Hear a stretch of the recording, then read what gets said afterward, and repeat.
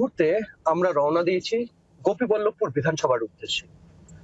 এবার ভোটে গোপীবল্লভপুর বিধানসভার হাওয়া কেমন সেটা বুঝতেই আমরা গোপীবল্লভপুর বিধানসভায় রওনা দিয়েছি।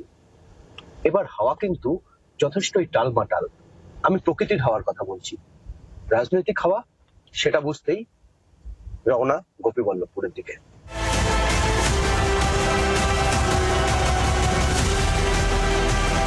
গোপীবল্লভপুরে এই মুহূর্তে এখানে প্রচুর মানুষজন আছেন, তারা কোথাও যাচ্ছেন, আমরা তাদের সাথেই উঠে যাই তাদের গাড়িতে। হাওয়া কেমন? হাওয়া তো তেমন তেমন হাওয়া। এখন তো আমরা ভোট দিতে যাবানি, ভোট দিতে এবারে যাবানি। কেন এত রাত কেন? রাত কেন? গোটা যে বাচ্চা ছেলে যে স্কুল যাবে, রাস্তা নাই। নেতা মেয়েকে বলি বলি থকি গেছে আজ 30-40 বছর। হ্যাঁ, কোন কথা শুনেননি। একটা যে রুগী নিয়ে যাব, গাড়ি তেমন ব্যবস্থা নাই। গোপীবল্লভপুর বিধানসভার এই যে জায়গাটা, এটা হচ্ছে লোধাশুলি।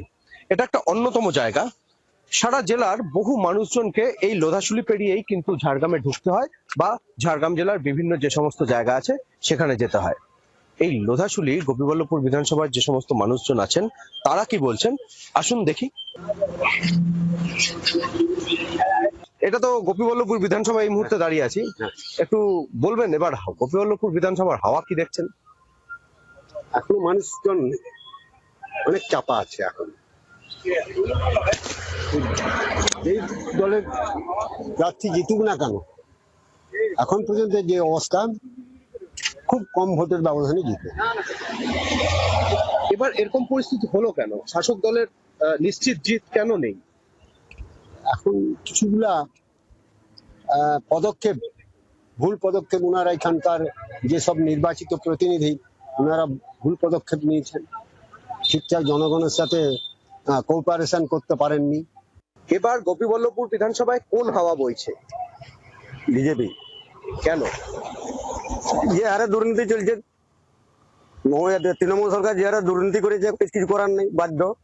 কি দুর্নীতি একটু জানাবেন? আর দুর্নীতি বলতে যে চাকরি নাই, চাকরির পয়সা সব খাই যাচ্ছে, এই যে কোনো কাজের কিছু মাথা মুন্ডু নাই, সব নেতারা সব নিয়েছে। এবার হাওয়া যে কতটা কোন দিকে বইবে সেটা কেউই বুঝতে পারছে না, তার জন্য সমস্ত রকম নির্বাচন কমিশন থেকে ব্যবস্থা নেওয়া হয়েছে। কি বলবেন, কতটা এবার টাফ চেকিং চলছে?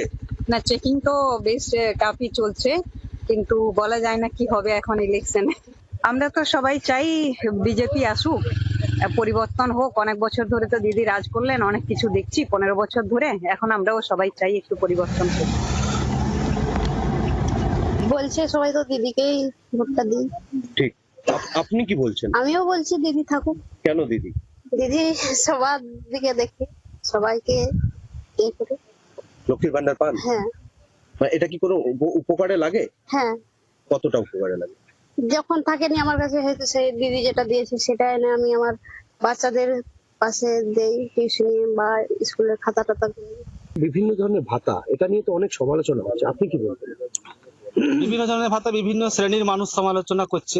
এবারে কারো হয়তো ভালো লাগছে, কারো খারাপ লাগছে, তার বিবেচনার উপর নির্ভর করে। চোখে দেখছেন?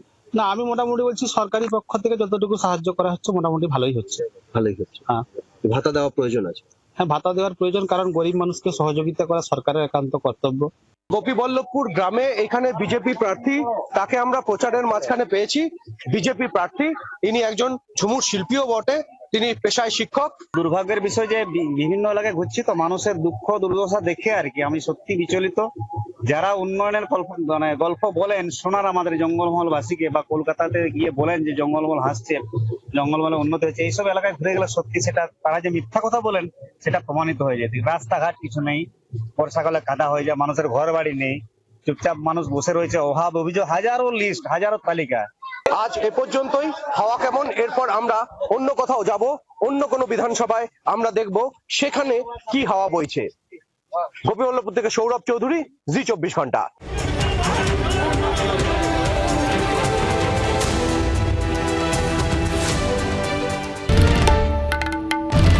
বাংলার আওয়াজ, বাঙালির আবেগ, জি 24 ঘন্টা।